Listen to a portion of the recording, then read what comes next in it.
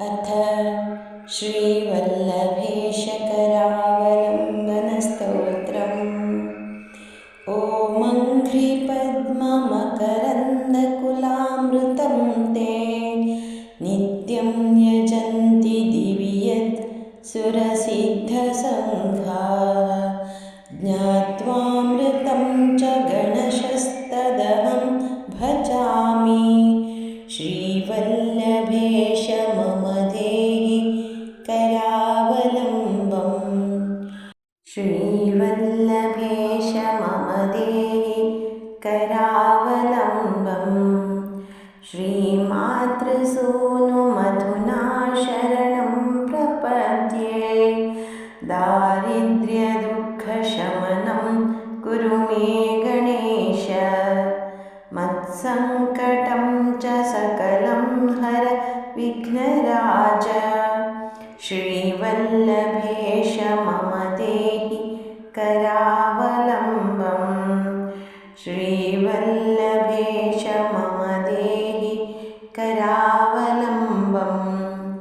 गङ्गाधरात्मज विनायक मूलमूर्ते व्याधिं जवेन विनिवाराय फालचन्द्र।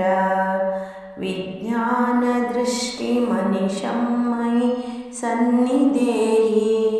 श्रीवल्लभेश मम देहि करावलम्बम्। श्रीवल्लभेश मम देहि करावलम्बम्। गण्यं मदीयभवनं च विधाय दृष्ट्या मद्धारपुत्रतनयान् सहसांश्च सर्वान्। आगत्य चारु परिपालय शूर्पकर्णा। श्रीवल्लभेश मम देहि करावलम्बम्।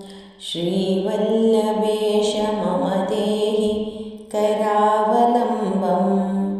नाकारमन्त्रपठितं तव यन्त्रराजं भक्त्या स्मरामि सततं दिश सम्पदो मे।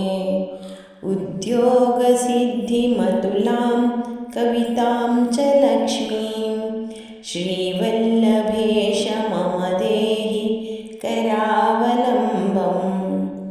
श्रीवल्लभेश मम देहि करावलम्बम्।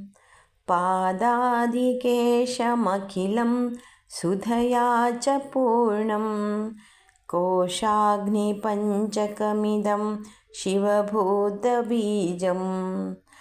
त्वद्रूपवैभवमहो न वेत्ति। श्रीवल्लभेश मम देहि करावलम्बम्। श्रीवल्लभेश मम देहि करावलम्बम्। तापत्रयं मम हरामृतदृष्टिवृष्ट्या पापं व्यपोहय गजानन शापतो मे। दुष्टं विधातृलिखितं परिमार्जयाशु। श्रीवल्लभेश मम देहि करावलम्बम्। श्रीवल्लभेश मम देहि करावलम्बम्।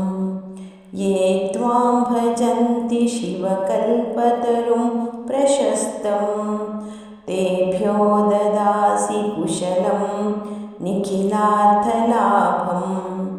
मह्यं तथैव सकलं दिश वक्रतुण्डा।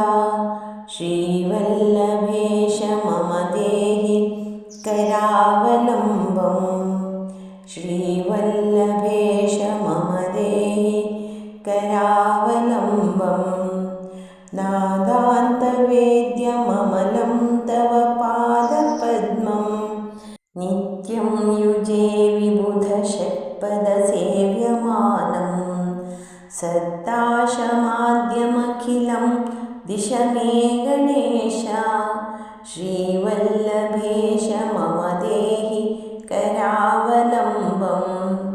श्रीवल्लभेश मम देहि करावलम्बम् मोदामृतेन तव मां स्नपयाशु बालं पापाब्धिपङ्कगलितं च सहायहीनं वस्त्रादिभूषणधनानि च वाहनादीन् श्रीवल्लभेश मम देहि करावलम्बम् श्रीवल्लभेश मम देहि करावलम्बम् श्रीवल्लभेश दशकं हठयोगसाध्यं हेरम्ब ते भगवतीश्वर भृङ्गनादम् श्रुत्वा निशं श्रुतिविदः कुलयोगिनो ये भूतिप्रदं